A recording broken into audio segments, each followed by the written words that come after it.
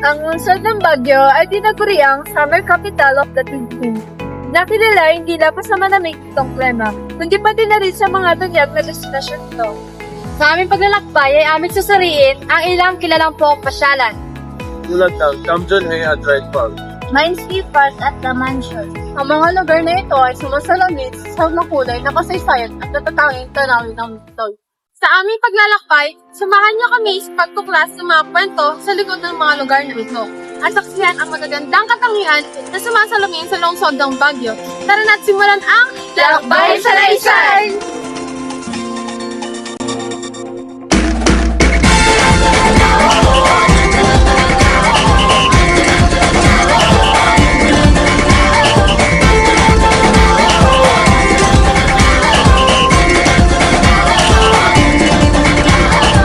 Minsa'y natuwa ang may likha, 7,000 pulo ang ginawa. Mga hiyas na inilatag sa malasot lang dagat. At ang bayan niyang pinili, nasa dulo ng bahaghari. Kaya't 1,000 kulay nangangakit kumakaway. Piliin mo rin ang Pilipinas, kapulo ang kwintas ng perlas. Piliin mo, yakapin mo, kayamanan niyang likas. Piliin mo ang Pilipinas.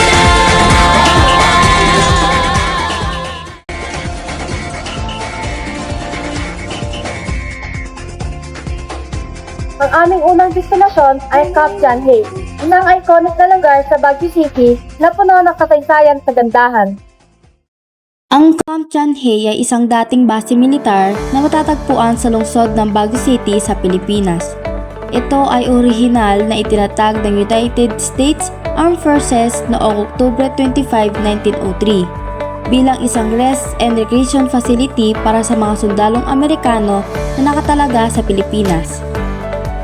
Ang lugar na ito ay pinangalan kay John Milton Hay na naging kalihim ng estado sa ilalim ng Pangulong Theodore Roosevelt.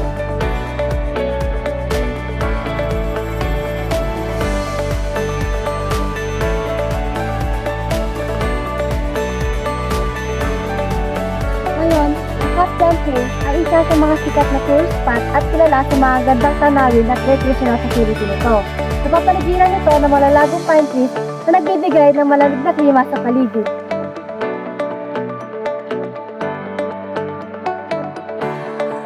Nagtatampok ito ng ilang makasaysayang landmark kabilang ang Bell House na dating tirahan ni General Franklin Bell.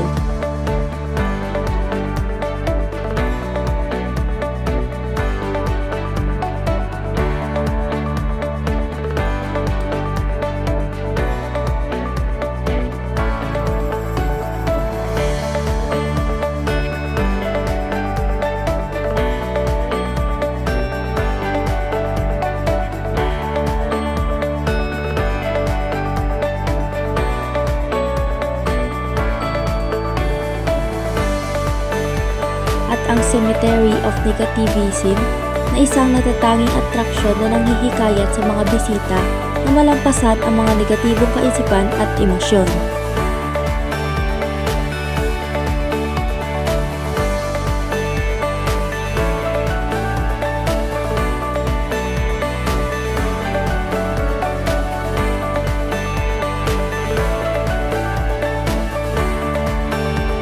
Ang Camp John Hay ay nag-aalok ng kakaibang mga aktibidad at libangan, mga kainan na pwedeng pagpilian at ang mga hotel na pwedeng mag-stay ang mga turista. Mayroong ding mga outdoor activity tulad ng hiking, pagbibisikleta sa mga magagandang trail. Ginagawang perpektong kombinasyon ng kalikasan, kasaysayan at libangan para sa mga turista na naghahanap ng pagpapahinga. Ngayon, isa sa pinakatanyag na bahagi ng lugar na ito ang Yellow Trail, isang 1.8 kilometrong hiking trail na nag-aalok na hindi malilimutang karanasan na paglalakad sa gitna ng kalikasan.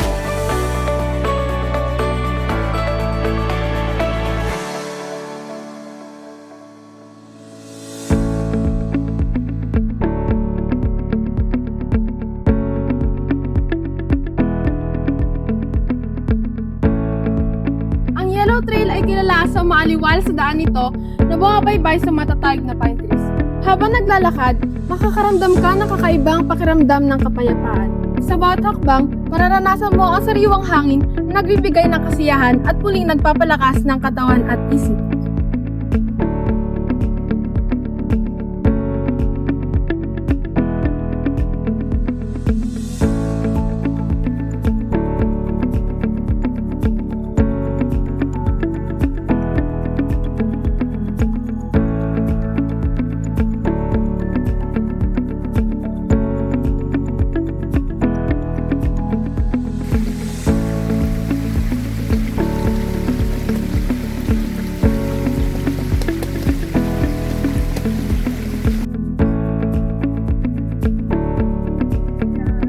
Fresh air daw.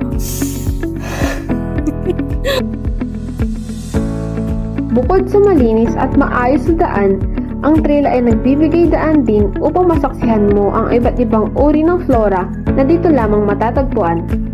Mayroon ding mga bahagi ng trail kung saan maririnig mo ang mga huni ng ibon na nagbibigay ng natural na soundtrack sa iyong paglalakad.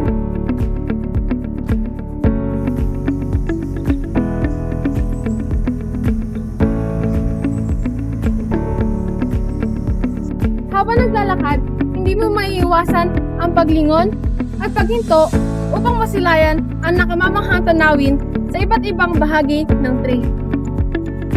May mga lugar kung saan maaari magpahinga ang mga hiker at mag-picture taking, lalo na sa mga spot na nag-aalok ng magagandang panoramic views ng kagubatan at ng kabundukan ng Cordillera. Ang Yellow Trail ay hindi lamang para sa mga adventure seekers. Ito rin ay perpekto sa mga pamilya, magkakaibigan, o kahit mga solo traveler na gustong mag-unwind at mag-recharge.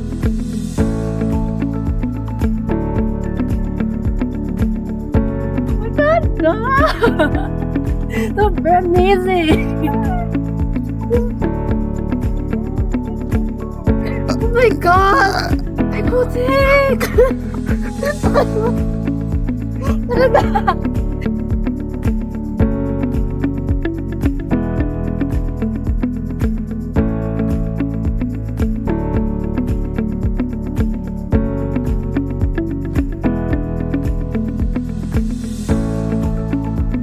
Ang simpleng paglalakad dito ay nagdadala ng pakiramdam ng kalayaan at katahimikan, isang break mula sa mabilis na takbo ng buhay sa lungsod.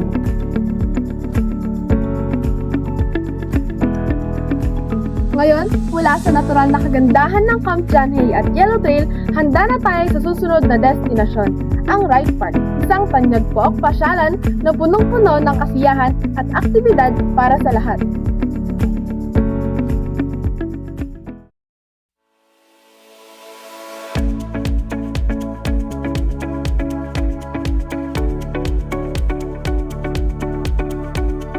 Yun naman ay narito na kami sa aming pangalawang destinasyon at yun ay ang Wright Park. Ang Wright Park ay isa sa pinakasikat kapasyalan sa Baguio City. Magandang lugar ito para sa outing ng mga pamilya. Dahil dito sa Wright Park makakakita tayo ng palaruan, horseback riding at malawak na lugar para sa picnic at iba pang mga aktibidad.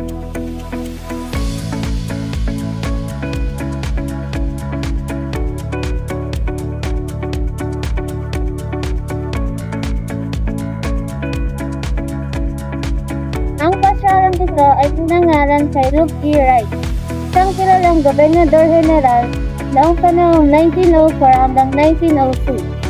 Ang tahimik na promenade na ito ay may mahabang hagdanan na direktang pupunta sa mga kwadra kung saan maaari kang umorkila ng pagsakay sa kabayo. Ito ay nakakatuwang aktibidad para sa mga bata at matanda.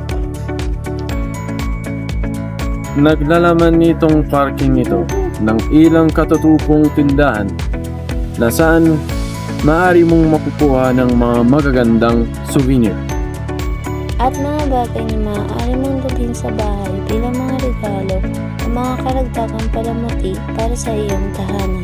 Isa rin tong napakagandang start-up point para sa mga gustong makita kung ano ang may alok ng bagyo. Tayo sa susunod na destinasyon, ang Mines View Park, kung saan makikita ang mga nakamamanghang tanawin ng mga bundok ng Cordillera at mga minahan ng ginto at tanso.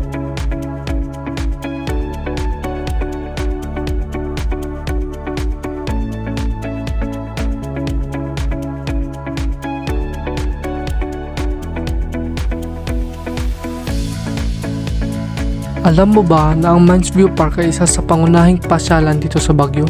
Matanaraw mula dito ang mga minahan ng ginto at tanso ng Benguet at ang mga nakapaligid na matatayog na bundok ng Cordillera. Hindi nawawalan ng mga turista dito dahil na rin sa ganda ng tanawin, lamig na simoy ng hangin na pinatamis ng mga pine trees at iba pang maaaring gawin sa liwasan. Bukod sa tanawin, maaaring magpakuha ng litrato habang suot ang tradisyonal na kasuotang Cordillera tulad ng bahag, kalasag, sibat at tapis. Maaari ding magpakuha ng litrato habang nakasakay ng kabayo o kaya ng kasama ang dambuhalang uri ng aso na Saint Bernard. At mula sa Mines View, ating tuklasin ang kasaysayan sa likod ng The Mansion, ang opisyal na summer residence ng Pangulo ng Pilipinas na puno ng kwento at mga alaala. Ang The Mansion House ay isang makasaysayang gusali. Ito ay matatagpuan sa Leonard Wood Road. Itaas lamang ng kilalang Wright Park na may narerentahang mga kabayo upang sakyan. Ang The Mansion House ay nagsisilbing opisyal summer residence ng Pangulo ng Pilipinas.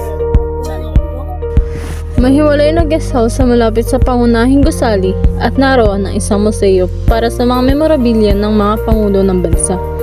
Bagaman hindi maaari pumasok ang mga bisita sa loob, ang iconic gate ng The Mansion ay nagsisilbing simbolo ng yaman at kasaysayan ng Baguio. Ito ay isang popular na spot para sa mga larawan at ang buong lugar ay nagbibigay tanawin ng maayos na hardin at malawak na espasyo na nagpapakita ng dignidad at katahimikan. Itayo ito noong 1908 sa pangunguna ni Governor General William Cameron Forbes at ipinangalanan nito sa kanyang summer cottage sa New England. Dito ginaganap ang pulong na ikalawang legislatura ng Pilipinas sa loob ng 3 linggo noong 1910.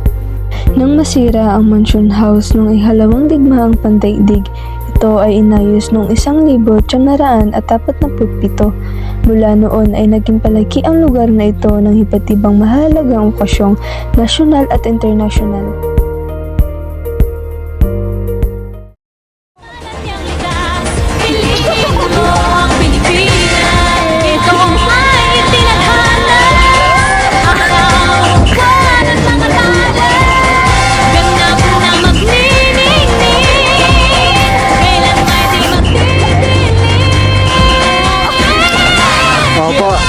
Pogi sign naman ha. Ang Baguio City ay puno ng destinasyon na nag-aalok ng iba't ibang karanasan mula sa kalikasan, kasaysayan at aktibidad na tiyak na mag-ialaala. Sa bawat hakbang, madadala ka nito sa masayang mundo ng mga tanawin at kwento.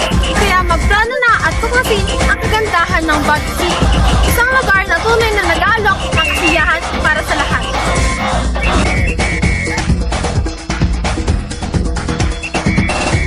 Maraming salamat sa inyong pagsama sa aming lakbay sa Maysay.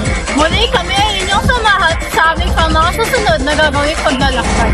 Paalam!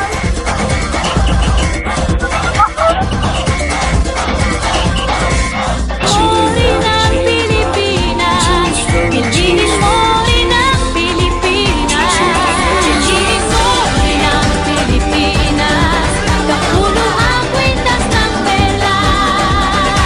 Piliin mo, yakapin mo, kayaman at yang likas, piliin mo, Pilipinas.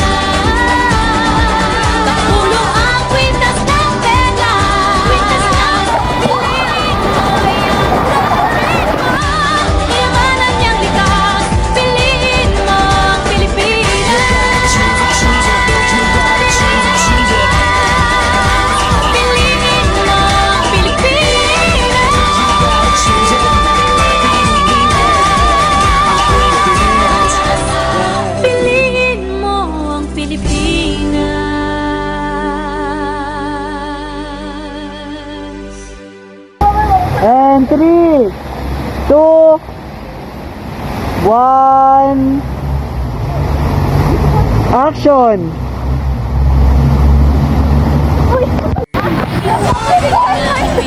Pilipinas.